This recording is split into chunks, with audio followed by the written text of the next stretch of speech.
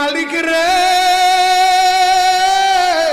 আমি বড় পাপী, আমি বড় গুনাহগার। ও দয়ার আল্লাহ, আমি 10 বছর তোমার গোলামি করি নাই, আমি 20 বছর গোলামি করি নাই। আল্লাহ আজকে মনিরুল ইসলাম শরীয়তপুরি আমার ভাই শোনা গেছে তোমারে বন্ধু বানাইলে ওই জান্নাত পাওয়া যাবে। মালিক রে তুমি আমারে দাও না মাফ কইরা। যুবক রে যদি কেউ আল্লাহরে বন্ধু বানাইতে পারে তার কোনো আর চিন্তা নাই, তার চিন্তার কারণ নাই গো বাবা।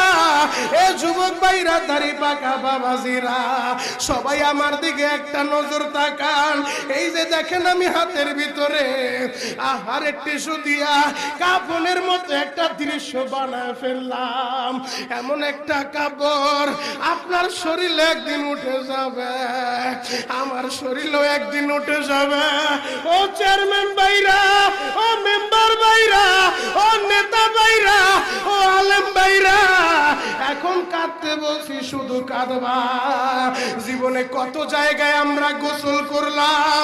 আহারে কক্সেস বাজার ঘুরতে যাইয়া সমুদ্রের ভিতরে গোসল করলা, কুয়াকাটায় ঘুরতে যাইয়া সমুদ্রে গোসল করলা।